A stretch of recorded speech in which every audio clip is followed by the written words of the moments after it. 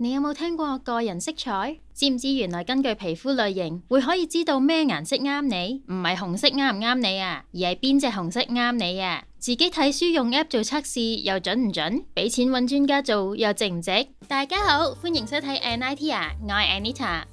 大家有冇覺得我今日氣色特別好呢？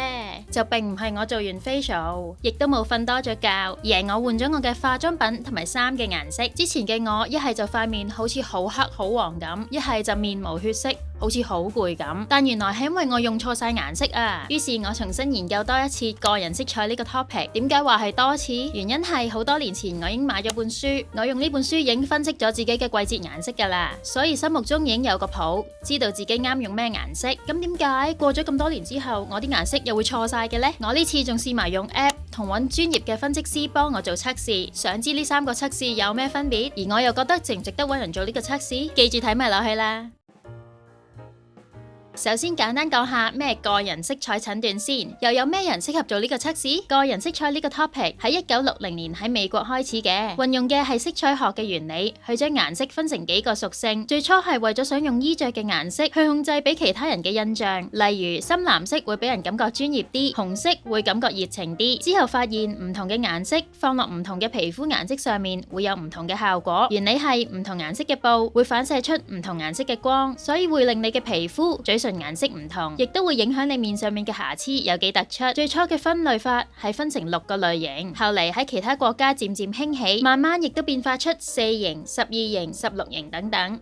而家興呢樣嘢嘅國家有美國、英國、日本同韓國，每個國家都有自己一套甚至幾套嘅分類方法。由於我哋係亞洲人，所以日本或者韓國嗰套會比較適合我哋，因為對我哋嚟講，天然嘅深啡色頭髮或者瞳孔已經算係淺色，所以好難 apply 落英美嗰套。至於應該用日本定係韓國嗰套，大部分香港女仔都唔適合韓國嗰套。根據我嘅分析師所講，用日本嗰套嘅話，香港係極少數秋天類型嘅人，但如果用韓國嗰套，大部分香港嘅女仔都會變咗做秋天型。原因係韓國嘅化妝文化同香港有好大分別，佢哋好中意將塊面化到 bling bling 咁，做水光肌嘅效果。咁嘅妝容會係偏向適合秋天呢種冇咁亮麗嘅顏色嘅。但喺香港化到咁，應該過半日就會由水光肌變成油光肌啦。所以佢會推薦大家用日本嗰套，而由於我自己就冇試過韓國嗰套啦，咁所以呢一點我就唔評論太多啦，只係將佢話俾我知嘅資訊分享翻俾大家。而到底我覺得日本嗰套係點，講埋個過程就話俾大家知。跟翻我自己做嘅測試嘅次序嚟講啦，我首先係用呢本書去做，呢本書叫做骨架分析成基因色彩。本書分咗2個部分，第一部分係骨架分析，根據測試將身形分成3個類型，知道自己屬於咩類型之後，就可以知道自己適合啲咩材質同圖案嘅衫。但由於我呢次係集中講顏色，呢 part 我就唔講咁詳細啦。第2部分係基因色彩，即係4型顏色或者4季顏色啦，基本上就係分成春夏秋冬。佢有4頁係全頁嘅粉紅色嘅，俾你拼落自己塊面度做測試嘅。測試嘅方法係喺6個項目入邊揾出符合最多嘅嗰一隻粉紅色。我自己就覺得做嘅時候有啲唔係好肯定啦，所以我最後係根據佢嘅建議，將隻手放落去試嘅。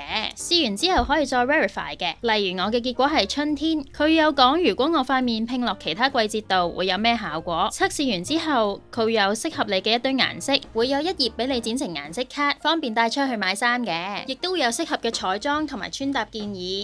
我覺得用呢本書係真係可以分到4季嘅，同埋都準確嘅。以入門嚟講，都算係一個幾好嘅選擇，可以有概念知道大概有啲咩顏色適合自己。不過我覺得測試完會係有一種唔係好夠信心嘅感覺，因為個分別都微細嘅。如果係唔夠細心或者對色彩唔係好敏銳嘅人，可能會睇唔出個分別。另外呢本書大部分嘅篇幅都係講骨架，講色彩嘅只係佔好少部分。如果你對骨架測試冇乜興趣嘅，佢基本上幫到你嘅就只係分到4季，其他嘢嘅幫助就唔係好大啦。我自己就因為唔係好中意帶住啲顏色卡出街買衫，而同一個季節入邊又其實仲有好多嘅顏色係唔適合我嘅，所以搞下之後都冇再跟住嚟買啦。最後呢個係我同分析師傾偈嘅時候，佢話俾我知嘅。由於嗰幾頁紙係令面嘅，所以同布出嚟反射光嘅效果會有少少唔同，都會影響咗個結果。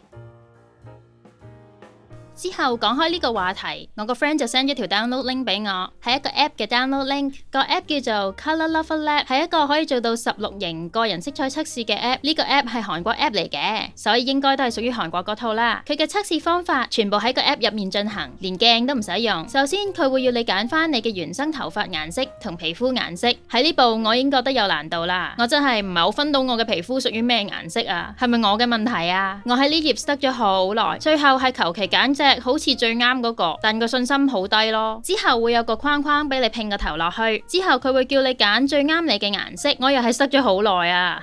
有分別咩？都仲未完，仲有幾隻冷暖色俾你揀，每一隻都會有個指標俾你去睇嘅，例如係黑眼圈現唔現啦，面色蒼唔蒼白啦，但係我都係覺得冇分別，所以所有嘅選擇都係冇乜信心。最後嘅結果係 Autumn Dark， 如果係啱嘅話就好啦，因為我 check 翻個衣櫃。呢幾年嚟我買嘅衫全部都係呢啲色，可惜我對呢個測試結果嘅信心非常之低。之前我用書嘅結果測出嚟係 Spring， 所以我都深知個結果一定唔啱噶啦。我覺得如果你係有興趣做測試嘅，都真係不妨一試嘅，因為真係零成本，用書做啊都要買本書啊，用呢個 app 真係1蚊都唔使，話唔定你對顏色比我敏銳，做測試嘅時候信心大好多呢。同埋佢係測16類，比起本書會測得仔細啲，如果佢係準確嘅話，個結果又真係有用好多噶。不過都要準先得噶。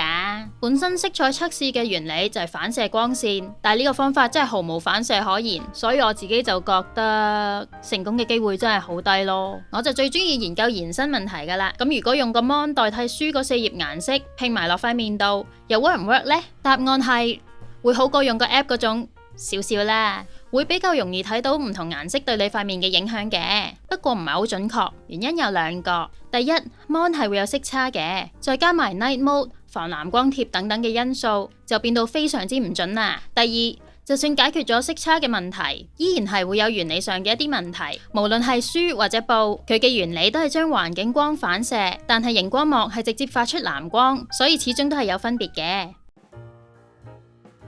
經過一番考慮之後，我都係親身去揾咗個專業嘅分析師去幫我做測試，連埋化妝穿搭建議，成個過程大概90分鐘。一去到，分析師會問我少少背景，平時中意啲咩打扮，覺得有咩打扮上嘅困擾等等。之後就會放塊超大嘅鏡喺我面前，打最強嘅白光燈，將我嘅瑕疵完全一覽無遺。然後會將百幾塊唔同顏色嘅布冚喺我身上去睇效果。佢唔單止會話呢塊 OK 定唔 OK 嘅，仲會講點樣好或者唔好法。例如同樣都係粉紅色，如果係深粉紅會顯得我塊面好黑好黃，而如果係偏冷調嘅粉紅呢，又會顯得我塊面好蒼白，好似冇血色咁。而我自己就覺得佢未講啲 detail 之前，我係會覺得好或者唔好嘅，但我會講唔出好似佢咁 detail。所以玩完一大輪之後，我而家其實自己係可以拎住一件衫嘅顏色去分析到佢嘅明度、色相同清濁度，從而可以知道呢個顏色適唔適合自己。至於測試結果，我係屬於 Spring Bright， 亦都印證咗本書嘅結果係準確嘅，但係亦都代表我衣櫃入邊嘅衫係錯晒顏色。咁有人 serve 嘅好處就好明顯啦，由於佢做過無數次呢個測試，見過無數咁多皮膚嘅類型，會比自己估下準好多，信心都大好多。再者就係佢會好有系統咁 show 到百幾塊唔同顏色嘅布俾你睇，同埋教你點樣為之明亮啲，點為之俗啲。咁等你出街自己買衫嘅時候，會容易啲自己分析到嗰隻顏色啱唔啱你自己。同埋佢除咗16類嘅推薦色之外，仲會幫你揾埋第2適合你嘅顏色。例如我咁就係 Bright Summer， 不過由於 Bright Summer 嘅色放喺我面上面，會令到我顯得有啲蒼白，所以我就要喺化妝上面落手，加紅少少胭脂同埋嘴唇。另外，由於我面上面嘅微絲血管比較多，所以我係唔適合着綠色嘅衫噶。呢啲都係測試以外嘅建議，好個人嘅。不過價錢上都真係有啲貴噶，一個90分鐘嘅測試就要成1000幾蚊。不過除咗錢同埋時間之外，我又諗唔到有其他壞處喎。如果你問我覺得值唔值得俾錢去做呢個測試，我會答值得嘅，因為其實呢個測試基本上一生人只係需要做一次，除非你做嗰次有好大嘅問題啦。如果唔係，你嘅類型係唔會變嘅，你嘅測試結果係可以用一世噶。而你慳到買錯衫嘅錢，我相信應該遠遠超過嗰1000幾蚊嘅。咁如果你係唔 care 嘅，咁就冇嘢好講啦。但如果你好似我咁，對自己嘅外表儀容有要求，成日買衫嘅時候都唔知咩顏色先啱自己，或者你已經知道咩顏色啱你自己啦，但唔想嚟嚟去去都淨係買死同一隻色，我都會建議你去做呢個測試嘅。依家除咗女仔，都會有好多男仔去做呢個測試嘅，唔係淨係影響靚唔靚，仲會影響其他人對你嘅印象，所以都可以 apply 落見客嘅儀表上面。你諗下，如果可以幫你做多一單生意，個價值都唔止呢度啦。好啦，今日就係咁多。如果你覺得我今日嘅氣色好咗嘅，就喺下面俾個 like 我啊。你係屬於咩類型？或者有冇更好嘅測試可以同大家分享下？喺下面留言話俾我哋知啊！未 subscribe 嘅而家就即刻 subscribe 啦！如果你未睇過我嘅片，我本身係講 IT 同 AI 嘅，咁呢度睇下會唔會開發到你嘅興趣？咁我哋下次見啦，拜拜！